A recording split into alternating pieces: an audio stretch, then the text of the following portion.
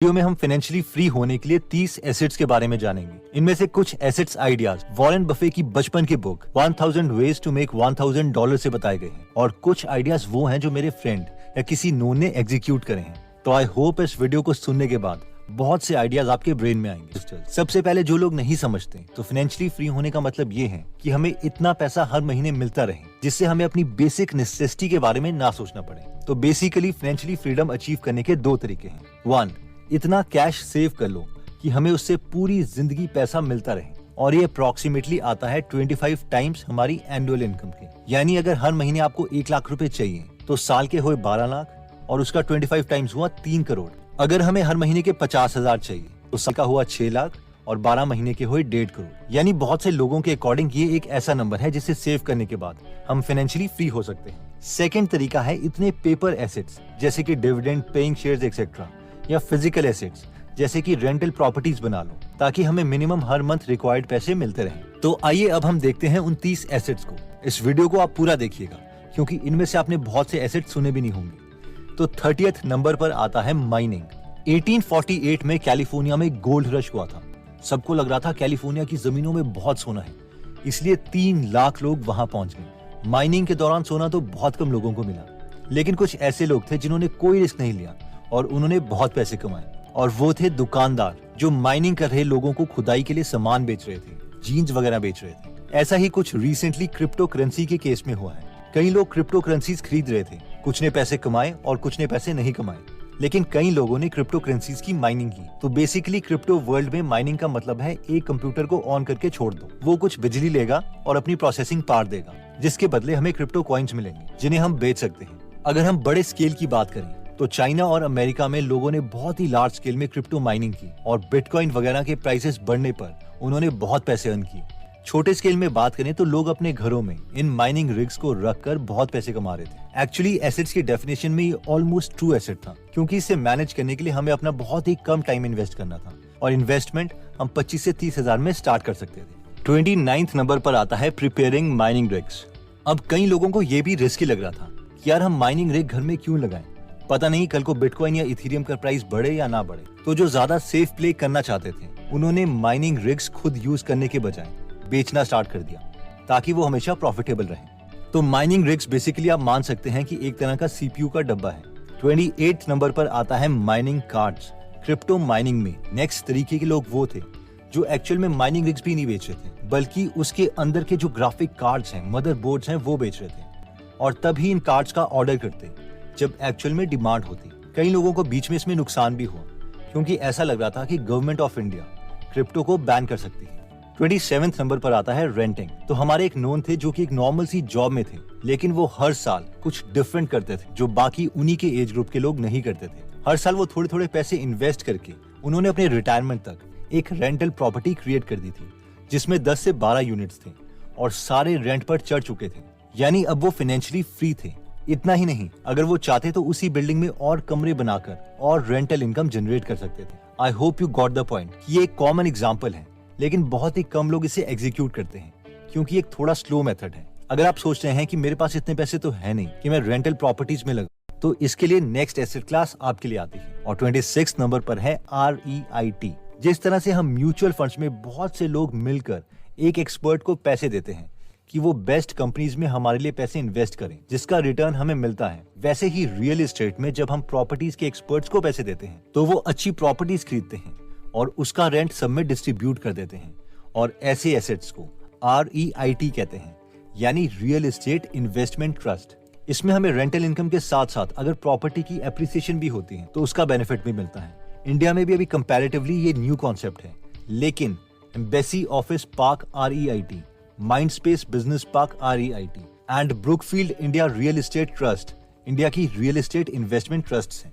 25th number पर आता है डिजिटल कोर्स। अगर हमारे पास कोई भी स्किल है, investing, video editing, real estate, digital marketing, तो इसका डिजिटल कोर्स बनाकर हम ऑनलाइन सेल कर सकते हैं। बट इसके लिए हमें मार्केटिंग स्किल्स चाहिए होंगी या ऑडियंस जो हमारे पास पहले से ही है। मार्केटिंग स्किल्स के बारे में डिटेल में हम आगे डिस्कस करेंगे। 24th नंबर पर आता है डिविडेंड पेइंग स्टॉक्स। कई कंपनीज इतनी बड़ी हो जाती है कि उन्हें पता नहीं चलता कि वो अपना प्रॉफिट दोबारा से रीइन्वेस्ट कहां पर करें, इसलिए वो अपने प्रॉफिट का कुछ हिस्सा अपने शेयर होल्डर्स को दे देती है, जिसे डिविडेंड बोलते हैं। इसका फायदा इन्वेस्टर्स को ये होता है कि अगर कंपनी अच्छी चलती है तो उनके शेयर का प्राइस भी बढ़ेगा और साथ में डिविडेंड भी मिलता रहेगा। बजाज ऑटो, आईटीसी, गेल ऐसी कंपनीज हैं जो डिविडेंड देती हैं। मगर इन कंपनीज के शेयर्स को खरीदना भी है या नहीं, ये कैसे पता चलेगा? तो अगर आप इस एसेट क्लास में इंटरेस्टेड हैं तो आप द फेल्कन मेथड बुक को स्टडी कर सकते हैं। 23rd नंबर पर आता है precious metals like gold and silver. कई लोग गोल्ड या सिल्वर को एसेट मानते हैं, खास करके रॉबर्ट कियोसाकी, जिन्होंने बहुत से सिल्वर और गोल्ड के कॉइन्स बॉक्सेस में बंद करके अपने घर रखे हुए हैं, क्योंकि गोल्ड और सिल्वर का प्राइस हमेशा इंक्रीज होता रहता है। लेकिन कई इन्वेस्टर्स गोल्ड और सिल्वर को एसेट्स नहीं मानते। उनका मानना है कि ये इनकम जनरेटिंग एसेट नहीं है, यानी ये खुद कुछ अर्न नहीं कर सकता। एनीवेज, फाइनल डिसीजन तो हमें खुद ही लेना पड़ेगा कि हम किन की थ्योरी से सेटिस्फाइड हैं। 22nd नंबर पर आता है कैश। अगर हम इतना कैश सेव कर चुके हैं कि उससे आ रहा इंटरेस्ट ही हमें इतने पैसे दे सकता है कि हम फाइनेंशियली फ्री हो जाएं। इस इंटरेस्ट रेट को ऑप्टिमाइज करने के लिए लोग 12-12 साल के लिए इंडेक्स फंड्स में पैसे इन्वेस्ट कर देते हैं और हर 12 साल के बाद हाफ अमाउंट निकाल लेते हैं। 21st नंबर पर आता है ऑनलाइन ई बुक। ह्यू सी हावी एक अमेरिकन साइंस फिक्शन राइटर हैं, जिन्होंने बहुत ही famous science fiction series Silo लिखी थी। तो शुरू की बुक्स इन्होंने सेल्फ पब्लिश की थी Amazon Kindle में, जो कि ऑलमोस्ट फ्री है। और एक वक्त था जब इनकी हर महीने 20,000 से 30,000 कॉपीज बिक रही थी, जिसका मतलब है कि करीबन 1 करोड़ रुपए पर मंथ। बट मैंने देखा है इंडिया में बहुत मुश्किल है इस तरह की सक्सेस को रेप्लिकेट करना, क्योंकि बहुत ही कम लोग कंटेंट के लिए पैसे स्पेंड करते हैं। लेकिन अगर आप फॉरेन कंट्रीज के लिए कंटेंट लिख सकते हैं या फिर मार्केटिंग में अच्छे हैं तो ये काम कर सकता है। 20th नंबर पर आता है रेंट योर कार। एक हमारे नोन है जो कि जॉब में है और उन्होंने अपनी एक एक्स्ट्रा कार को रेंट पर दे दिया था टूरिज्म के लिए, क्योंकि उनके कुछ फ्रेंड्स होटल्स में थे, जिससे उनकी कार की सारी इंस्टॉलमेंट्स पूरी होगी और कार लोन खत्म होने के बाद भी उन्हें एक्स्ट्रा इनकम आती रही। इशू ये होता है कि हम एक एसेट बना के रुक जाते हैं, बल्कि रियल फाइनेंशियल नॉलेज वो है जब हम एसेट्स को लाइफ लॉन्ग बनाते रहते हैं। 19th नंबर पर आता है farming. Farming, specially mushroom farming, ऐसी चीजें हैं जिसमें काफी पोटेंशियल है, स्पेशली अगर आपके आसपास कोई मंडी है जहां मशरूम की डिमांड है। मेरे एक फ्रेंड एक बार अपने नोन की स्टोरी मुझे बता रहे थे कि किसी ने मशरूम फार्म खोला था और वहां लोग काम करते हैं जो बीच में से मशरूम निकाल लेते हैं, और वो उसके मालिक पर हंस रहा था कि मालिक कभी विजिट ही नहीं करता। लेकिन मेरे ओपिनियन में तो मालिक इंटेलिजेंट है, जिसने खुद के लिए एसेट बना लिया है और वो प्रॉफिटेबल भी है। थोड़े बहुत मशरूम बीच में गायब हो भी जाए तो किससे फर्क पड़ता है। एनीवेज, 18th नंबर पर आता है लैंड। वेकेंड लैंड में पेड मार्केटिंग से लेकर मैरिज प्लेसेस से लेकर रिटायर्ड सोल्जर्स की ट्रेनिंग सेंटर, ये सब अपॉर्चुनिटीज हैं जो अगर हमारे केस में पॉसिबल हैं तो इन्हें हम कंसिडर कर सकते हैं। 17th नंबर पर आता है high income skills. High income skills वो स्किल्स हैं जिनकी अभी मार्केट में डिमांड है और उसके लिए हमें बाकी जॉब्स के कंपैरेटिवली ज्यादा पैसे मिल रहे हैं। For example, mobile app development एक ऐसी जॉब है जहां पर कई फ्रीलांसर वर्क जैसी वेबसाइट्स में $1 मिलियन यानी 7 करोड़ रुपए भी कमा चुके हैं। इसका फायदा ये है कि हम एज अ फ्रीलांसर यूएस जैसी हाई पेइंग क्लाइंट्स को भी टारगेट कर सकते हैं। 16th नंबर पर आता है फ्रीलांसिंग। सो फ्रीलांसिंग सिर्फ एप्लीकेशन डेवलपमेंट के लिए नहीं है, बल्कि हम बाकी चीजों में भी कर सकते हैं। मेरे ओपिनियन में ये सबसे बेस्ट तरीका है अपनी स्किल को डेवलप करने का, क्योंकि हमें मौका मिल जाता है रियल प्रोजेक्ट्स पर काम करने का। इसलिए अगर हम कोई नई स्किल सीख रहे हैं और साथ में हम फ्रीलांसर बन जाते हैं तो हम बहुत जल्दी अपनी स्किल को इम्प्रूव कर सकते हैं। अगर हम लर्निंग स्टेज में हैं तो फ्री में भी हम काम कर सकते हैं। 15th नंबर पर आता है मेक योर ओन एप्लीकेशन। अगर आप ऐप डेवलपमेंट में अच्छे हैं और आपके पास कोई इन्फ्लुएंसर फ्रेंड है या ऐसा इंसान है जो मार्केटिंग में अच्छा है, तो आप दोनों मिलकर पार्टनरशिप में कोई प्रोडक्ट बना सकते हैं और अगर ये सक्सेसफुल हो गया तो आप दोनों बहुत जल्दी फाइनेंशियली फ्री हो जाओगे। 14th नंबर पर आता है equipment. Automatic paper plate making machine, डोना making machine, paper cup making machine, ऐसे इक्विपमेंट्स हैं जिनकी कॉस्ट 1 लाख रुपए के आसपास है, जो हमें काफी अमाउंट अर्न करके दे सकते हैं। अगेन प्रोवाइडेड इसमें हमारे पास ऑलरेडी कोई नोन होना चाहिए जो हमसे ये सब लेने के लिए पहले से तैयार हो, वरना इन्वेस्ट करने का फायदा नहीं है। 13th नंबर पर आता है एफिलिएट मार्केटिंग। अगर हम मार्केटिंग में अच्छे हो गए हैं लेकिन हमारे पास हमारा प्रोडक्ट नहीं है, तो पहले हम दूसरों का प्रोडक्ट सेल कर सकते हैं और हर बार किसी का प्रोडक्ट सेल करने पर हमें कुछ कमीशन मिलेगी। नए स्टार्टअप्स हमें नॉर्मल साइनअप्स के लिए भी अच्छे पैसे देते, स्पेशली जब वो कस्टमर एक्विजिशन स्टेज में होते हैं, जैसे कि अपस्टॉक पर यूजर जो इनके प्लेटफॉर्म में फ्री में डीमैट अकाउंट खोलता है उन्हें 400 रुपीज पे करते हैं। 12th नंबर पर आता है यूट्यूब चैनल। वैसे इसमें बहुत सी वीडियोस बन चुकी हैं एंड आई होप हम सब इससे फैमिलियर भी हैं। ये एक हाई इनकम स्किल है। अगर आपके पास ऑडियंस है तो वी कैन अर्न मनी और जल्दी हम फाइनेंशियली फ्री हो सकते हैं। मुझे इसके बारे में थोड़ी बहुत नॉलेज है, तो अगर आप इसमें इंटरेस्टेड हैं तो आप कमेंट कर सकते हैं ताकि मैं एक पूरा डिटेल्ड कोर्स बनाने की कोशिश करूं। 11th नंबर पर आता है रॉयल्टी। हमारे नेबर थे जो कि एक टीचर थे, तो उन्होंने अपने स्कूल स्टूडेंट्स की प्रैक्टिकल्स के लिए 1-2 बुक्स लिखी थी। अब ऑब्वियसली उनके स्कूल के स्टूडेंट्स तो उन्हीं की बुक्स खरीदेंगे, जिनके लिए उन्हें बार बार कमीशन मिलती रही। I mean 10-15 साल तक कंटिन्यूअसली यही चलता रहा। 10th नंबर पर आता है बॉन्ड्स। अगर कंपनी के शेयर्स खरीदना हमें रिस्की लगता है, तो शेयर्स के बजाय हम बॉन्ड्स खरीद सकते हैं। बॉन्ड्स का मतलब है कि हम कंपनी को उधार दे रहे हैं। अगर हमें कंपनीज पर विश्वास नहीं है, तो हम reserve bank of India RBI से भी बॉन्ड्स खरीद सकते हैं। अभी इसमें 7.15% रेट अवेलेबल है, जो कि ज्यादा है FD से। 9th नंबर पर आता है एजेंट्स। मेरे एक फ्रेंड है जो कि क्वालिटी इंजीनियर थे और उन्होंने अपनी वाइफ को LIC एजेंट बनवा दिया, और क्योंकि बीइंग अ क्वालिटी इंजीनियर उन्होंने काफी पॉलिसी सेल की। तो I hope you got the point कि हाई पेइंग जॉब वाले भी अर्न कर रहे हैं। जहां तक कमीशन की बात है, तो LIC की वेबसाइट के अकॉर्डिंग अगर हम 2000 रुपए वाली 10 पॉलिसीज भी पर मंथ सेल करते हैं, तो साल की हमारी कमीशन बनती है 10,08,000 रुपए।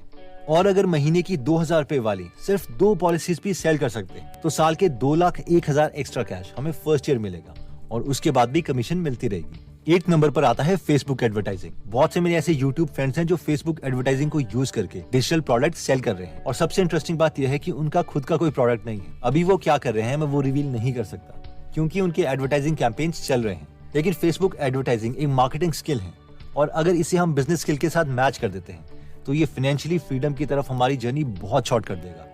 नेक्स्ट नंबर पर आता है Airbnb। अगर हमारे पास कोई भी एक्स्ट्रा फ्लोर या वेकेशन होम अवेलेबल है जिसे हम यूज नहीं करते, तो एक बेस्ट तरीका है कि हम उसे Airbnb में लिस्ट कर दें और उन्हें रेंट पर चढ़ा दें। जिन्हें नहीं पता, Airbnb एक एप्लीकेशन है जिसमें हम अपने घर का प्राइस और फोटोज लिस्ट कर सकते हैं, और छोटी सी कमीशन के बदले टूरिस्ट उसमें रह सकते हैं। टूरिस्ट की आइडेंटिटी Airbnb से वेरीफाइड होती है। अगर हमारे घर में टूरिस्ट तोड़फोड़ करते भी हैं, तो Airbnb 7 करोड़ तक का इंश्योरेंस हमें देता है। तो अगर आपका घर किसी ऐसी जगह पर है जहां पर टूरिस्ट आते हैं, तो ये बेस्ट सोर्स ऑफ इनकम बन सकता है। 6th नंबर पर आता है एंजल इन्वेस्टिंग। इसमें कॉन्सेप्ट ये है कि अगर आपको किसी नए स्टार्टअप के फाउंडर पर यकीन है, तो उसके बिजनेस में हम शुरू में इन्वेस्ट कर सकते हैं, और अगर वो सक्सेसफुल हो जाता है, तो हमारे पैसे भी बहुत टाइम इंक्रीज हो जाएंगे, जो नॉर्मल इन्वेस्टिंग में पॉसिबल नहीं, क्योंकि मैक्सिमम केसेस में इसके लिए हमें अक्रेडिटेड इन्वेस्टर होना पड़ता है। इंडियन गवर्नमेंट के अकॉर्डिंग जो ऑर्गेनाइजेशन सेबी से रेगुलेटेड नहीं है, अगर हम उन कंपनीज में इन्वेस्ट करना चाहते हैं, तो हमारे पास कम से कम 5 करोड़ रुपए होने चाहिए लिक्विड फॉर्म में, और साल के ग्रॉस 50 लाख रुपए इन्वेस्ट होने चाहिए। अब आप सोच रहे होंगे कि अगर हमारे पास इतने पैसे होते तो हम तो पहले से ही फाइनेंशियली फ्री होते। And yes, you are right, but ये पॉइंट था तो आई थॉट कि मुझे शेयर करना चाहिए। 5th नंबर पर आता है business. This is one of the best and my favourite वे, क्योंकि शायद मैं खुद भी इसी तरफ इंक्लाइंड हूँ। तो अगर हम अपने किसी फ्रेंड या नोन के साथ मिलकर कोई स्टार्टअप खोलते हैं और वो सक्सेसफुल हो जाता है, तो फाइनेंशियल फ्रीडम का अमाउंट कुछ ही सालों में अचीव हो सकता है। बिजनेसेस में मेरी एक रेकमेंडेशन रहेगी, एक कॉन्सेप्ट है फर्स्ट हु देन व्हाट, यानी पहले ये डिसाइड कर लो कि बिजनेस में साथ में कौन चाहिए, और बाद में ये डिसाइड करो कि करना क्या है। क्योंकि ज्यादातर बिजनेसेस तभी फेल होते हैं क्योंकि फाउंडर्स के बीच में रिलेशनशिप ही स्ट्रेसफुल टाइम में खराब हो जाता है। 4th नंबर पर आता है index fund. Index fund is one of the easiest way financially free बनने का। इसमें सबसे अच्छी बात यह है कि हमारे पैसे ऑटोमेटिकली कटते रहेंगे अगर हम सिर्फ स्टार्ट करते हैं तो। लेकिन इसमें इशू ये आता है कि ज्यादा लोग इसमें इन्वेस्ट नहीं करते हैं क्योंकि उन्हें लगता है कि बहुत ज्यादा टाइम लगेगा, और एक्चुअल में लगता भी है 10, 20, इवन 30 साल तक। बट अगर हम वैसे भी किसी न किसी गोल के लिए लॉन्ग टर्म प्लानिंग कर भी रहे हैं, तो हम इसे कंसिडर कर सकते हैं। 3rd नंबर पर आता है sell designed t-shirt online. Again, अगर आप फेसबुक एडवर्टाइजिंग में कंफर्टेबल हो, या फिर आपका कोई नोन है जो FB एडवर्टाइजिंग में कंफर्टेबल है, तो हम डिजाइन्ड टी-शर्ट सेल कर सकते हैं। अगर आप डिजाइन टी-शर्ट के बिजनेस में इंटरेस्टेड हैं, तो बेस्ट वे यही रहेगा कि हम ऑलरेडी सक्सेसफुल लोगों के काम को पहले देख लें जो ऑलरेडी इस चीज में सक्सेसफुल हो जाते हैं। खुद के एक्सपेरिमेंट्स में टाइम वेस्ट ना करें। 2nd नंबर पर आता है मैनेजिंग अ BPO। BPO यानी बिजनेस प्रोसेस आउटसोर्सिंग। इसका मतलब है कि बड़े बिजनेसेस अपने कई कामों को आउटसोर्स कर देते हैं, यानी दूसरी एजेंसी से करवाते हैं, और हम वो एजेंसी बन सकते हैं। काम जैसे कि accounting, marketing, research, sales, customer service या कॉल सेंटर जैसे काम बिजनेसेस दूसरी एजेंसीज को दे देती हैं। बाय द वे, जिन लोगों को ये लग रहा होगा कि यार ये तो बड़ा बोरिंग काम है, तो क्रेड और फ्रीचार्ज के फाउंडर बिलियनियर कुणाल शाह ने पहले BPO खोला हुआ। और फाइनली 1st नंबर पर मोस्ट इंपॉर्टेंट एसेट आता है नॉलेज। वॉरेन बफेट का बहुत ही फेमस कोट है, the most important investment you can make is in yourself. In short, हमने जो इनमें सारे एसेट्स डिस्कस किए हैं, उन्हें एक्चुअल में एग्जीक्यूट करने के लिए टाइम और नॉलेज चाहिए। सबसे शॉर्टेस्ट वे नॉलेज गेन करने का यही है कि हम उन मेंटर से सीखें जो इन चीजों के एक्सपर्ट्स हैं।